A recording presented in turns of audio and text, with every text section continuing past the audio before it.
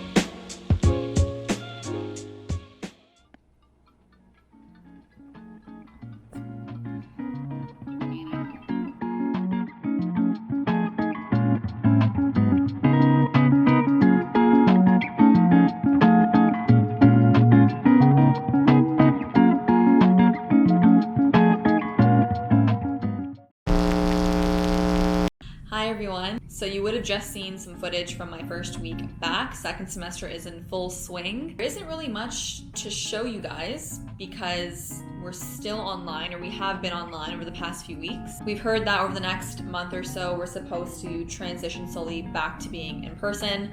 So hopefully there's going to be more exciting footage to show you for the rest of the term. But yeah, for this video, I thought it would be useful to share some job search related tips and advice. I know this is around the time where students are really starting to think about what they're going to be doing for their summers, especially if you weren't successful during the formal recruiting process, or if you maybe just didn't go through it. Disclaimer, obviously I am by no means a career expert. I'm still trying to figure out my own stuff. My job journey has been a little bit, I don't know if I would say unconventional, but a lot of the opportunities that I have received have come through networking. So I'm a big supporter and encourager of getting out there and building your network and reaching out to people that you know, and straight up cold calling or cold messaging people and trying to find a job opportunity that way. There will be no tips here about the formal recruit. I did not go through the recruit myself in first year or in second year. So this is more just kind of sharing takeaways or things that I've learned,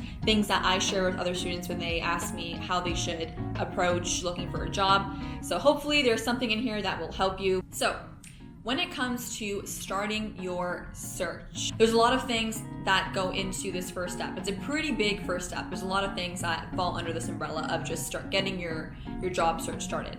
So the first thing that you need to do is do some reflecting to figure out what your interests are, what are you open to, what are you not open to, because that will help narrow down or maybe even broaden up your job search so you know how to approach the process. You might be someone who knows exactly what area you want to practice in. Maybe you came to law school because you really, really want to be a criminal lawyer. Maybe you have absolutely no idea what area you want to practice in. Maybe you kind of know, but you're still open to other things.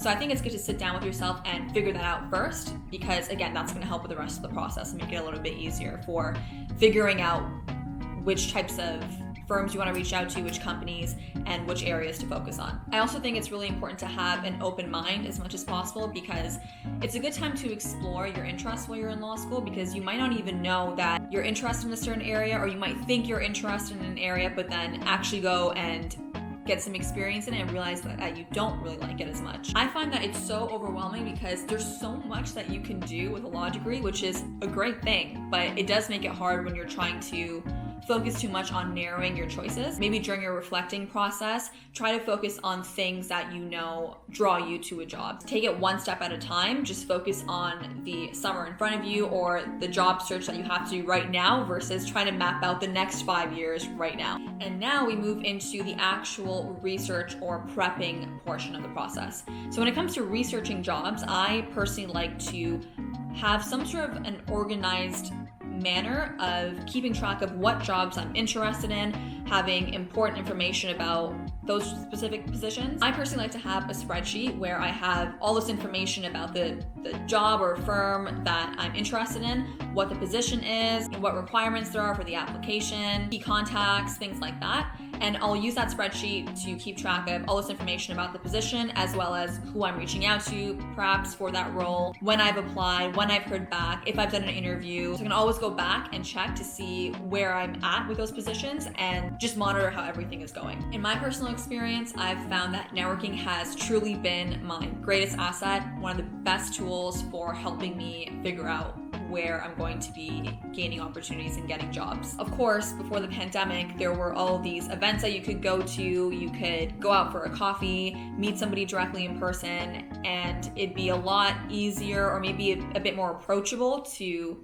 the idea of meeting someone, cold calling someone, and chatting with them for 20-30 minutes for the first time and asking them a bunch of questions about how you could land an opportunity. I think LinkedIn is one of the greatest tools for this. It's such a great way to expand and build your network at a really fast rate. It's so easy to send somebody a message and just say, hey, I'm a first-year law student, I'm a second-year law student. I was really interested in your profile for whatever reason. If you're open to a quick coffee chat over Zoom or over the phone, I would love to learn more about what you do. I've also found throughout my own experience as well that people in this industry are so willing to help. They are so willing to sit down and chat with you, whether it's over messaging, whether it's through a quick phone call. So many legal professionals are open to mentoring students or offering advice or answering any questions that you have about law. When it comes to resources in general of where you can even be searching for these job posts and how to even know who's hiring, your school definitely likely has a portal of some sorts where they post job listings. You can also meet with your career office to have chats about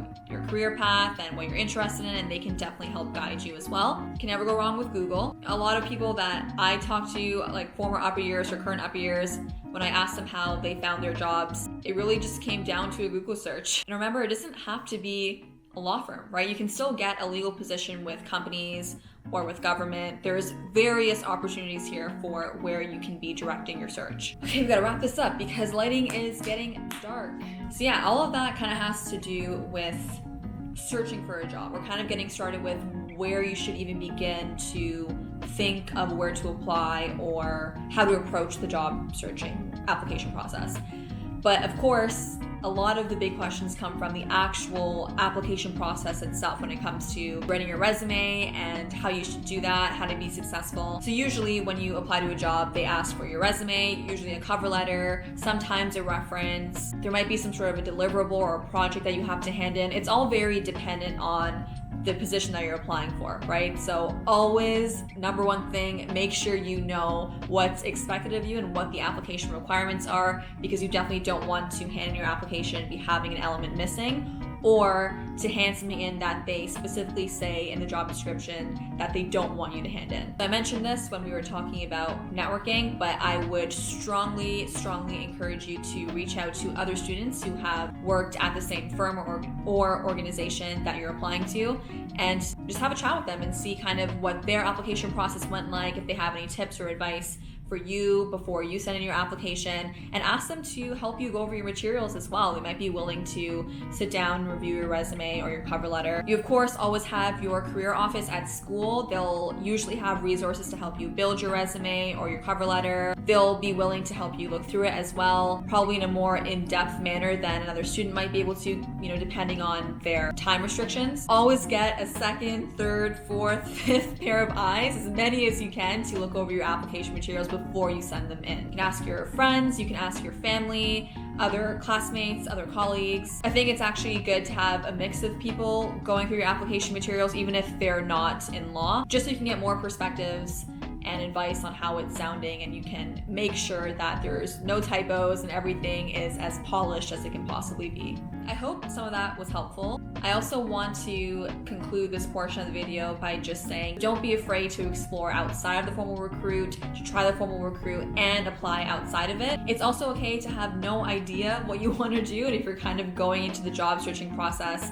blind in terms of what you're interested in, or not even knowing what these different areas kind of entail, that's where your networking really comes in to help you. If you reach out to people in the industry, other classmates and professionals, they'll be more than willing to sit down with you and have a coffee chat and answer any questions that you might have. And if you have some tips or pieces of advice or things that helped you while you were going through your own experience of looking for jobs, definitely feel free to drop them down in the comments below to maybe help somebody else who's watching this video or who's reading.